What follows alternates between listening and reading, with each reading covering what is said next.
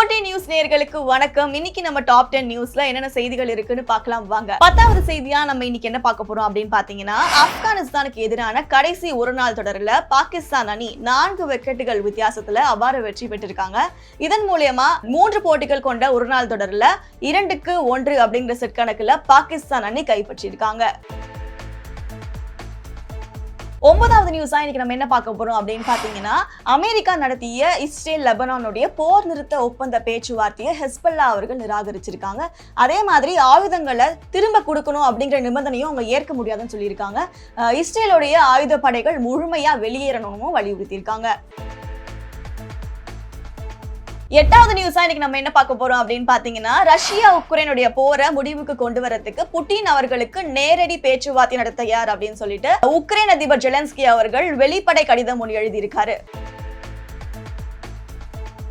7வது நியூஸா இன்னைக்கு நம்ம என்ன பார்க்க போறோம் அப்படின்னு பாத்தீங்கன்னா, ஜூன் 8ஆம் தேதி நடைபெற இருக்கிற இந்தியா கூட்டணி கூட்டத்துல திமுக பங்கேற்காது அப்படின்னு சொல்லியிருந்தாங்க. இந்த கூட்டணி குறித்து பாஜகவுடைய தேசிய செய்தி தொடர்பாளராக இருக்கக்கூடிய ஷேசாத் பீனாவாலா அவர்கள் இந்த கூட்டணியில விரிசல் ஏற்பட்டிருக்கு அப்படின்னு சொல்லிட்டு விமர்சனம் பண்ணியிருக்காரு.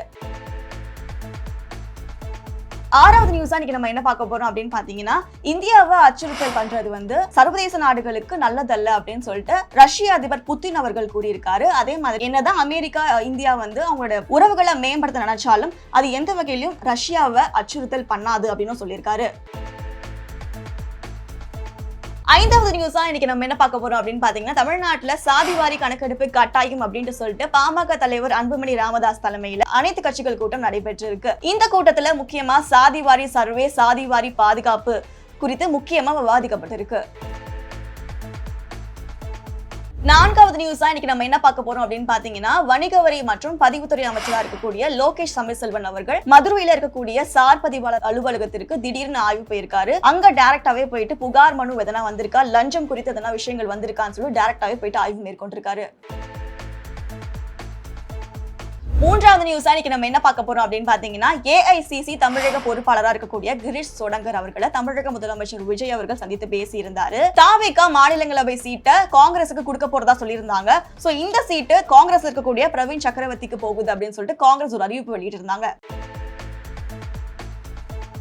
2வது நியூஸா இன்னைக்கு நம்ம என்ன பார்க்க போறோம் அப்படின்னு பாத்தீங்கன்னா, தமிழ்நாடு பாஜக மூத்த தலைவர் அண்ணாமலை அவர்கள் ராஜினாமாவை பாஜக தேசிய தலைமை அதிகாரப்பூர்வமா ஏற்றுக்கொண்டிருக்காங்க. மேலும் அவர் புதிய கட்சி தொடங்க இருப்பதாகவும் அந்த கட்சியில தேர்தலில் போட்டியிடக்கூடிய வேட்பாளர்களுக்கு பயிற்சி அளிக்கக்கூடிய விதமா இந்த இயக்கம் இருக்கும் அப்படின்னு சொல்லியிருக்காரு. முதலாவது நியூஸா இன்னைக்கு நம்ம என்ன பார்க்க போறோம் அப்படின்னு பாத்தீங்கன்னா, முதலமைச்சர் விஜய் தலைமையில முதல் அமைச்சரவை கூட்டம் இன்னைக்கு தலைமை செயலகத்துல நடைபெற்றிருக்கு. வெற்றி தமிழகம் அப்படிங்கிற பெயர்ல 436 புதிய திட்டங்கள் குறித்து முதலமைச்சர் விஜய் அவர்கள் பேசி இருக்கிறதா ஒரு தகவல் ஒன்று வெளியாகி இருக்கு.